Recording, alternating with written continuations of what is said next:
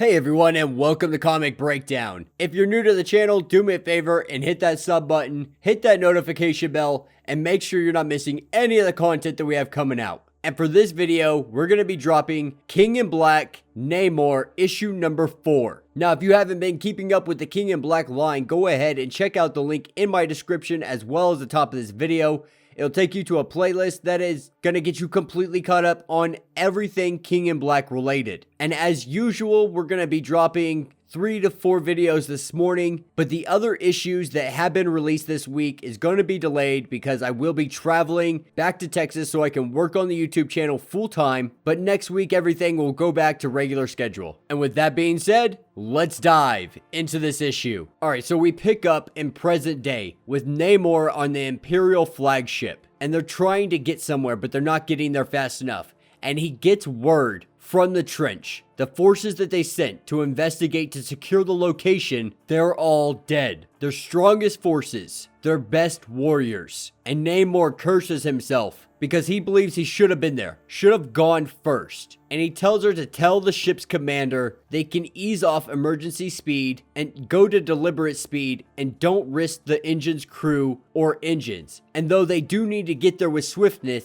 Namor is going to go ahead of them. And the oceans are vast, and they're not sure where they could be, talking about the swift tide. And so they've been a step behind the entire time. And he can't help but remember a time that he had known exactly where they were immediately. A time when they could not escape that knowledge. And this is where we pick up back in the past. And the Chasm people have been taken out. And Attuma is just freaking out. You know, all of his people have been killed. His father is dead. The great sea serpent dragon is gone. And he lashes out. With his rage, he curses Atlantis and blames them for this. And this enrages Namor. You know, he can feel the dark anger welling up inside of him, wanting to rip the scowl off of his face for disrespecting Atlantis. But he knows that they were touched by the dark magic and is slowly corrupting them. But he remembers the words of his hero, saying never regret helping, never, no matter what, think of abandoning those in need. And so they try to comfort Attuma the best they can, but he just doesn't want to be bothered. And he brushes them off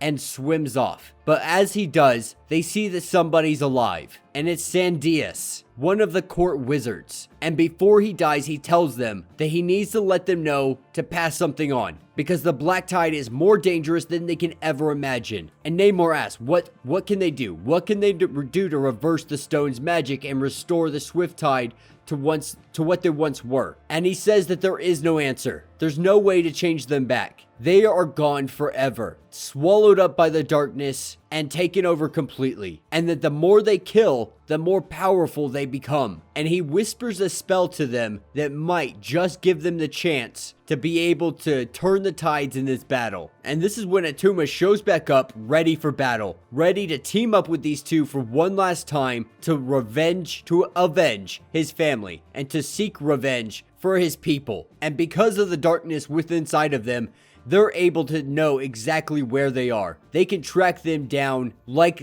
it was their own body. And they were still leagues out, but they were approaching Atlantis, getting closer and closer. They felt them arrive in the farmlands that ring the city. They felt it when they faced down the Imperial army, when the battle was over in a matter of hours, and the black tide rising the dead to fight at their side. And they could feel their joy at every death, at every scream of every agony, every moment of torture, until it was silence. And this is when they pin Crane down and they go to rip his heart out, only for Namor to come flying in to the rescue. And they do their best to hold these guys off, but the Black Tide's not even amused with them. There's like, you know what, we're gonna let you live. We're just gonna walk off. We're gonna let you guys wallow in fear. Come tomorrow, Atlantis falls to us. And as they all sit around and discuss what's going to happen tomorrow, we see the arrival of some giant monster of a fish. But it resembles someone we know, and that's because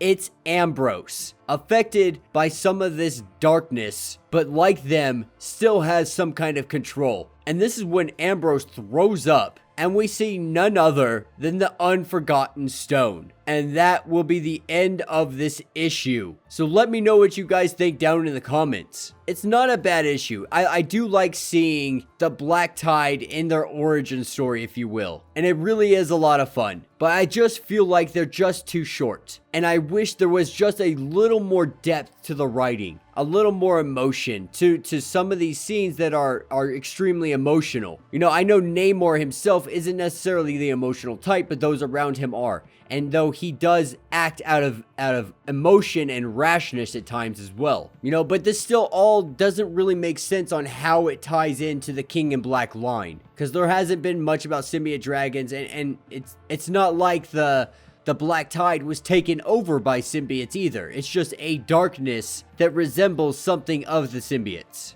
So I'm hoping that issue number 5, you know, actually gives us something. You know, for a 5-issue run that's supposed to be a King in Black tie-in, it's pretty disappointing that we're not getting anything null related. But yeah, with that being said, be sure to like this video, subscribe to the channel, and hit that notification bell. Be sure to check out Comic Breakdown and more podcasts. We got new episodes every Friday, talking about all the comics on this channel more in depth, as well as talking about WandaVision, all the cinema stuff. We're going to be talking about Falcon and Winter Soldier when that comes out, and a lot of other fun, great stuff that's just fandom related. And with that being said, until the next video.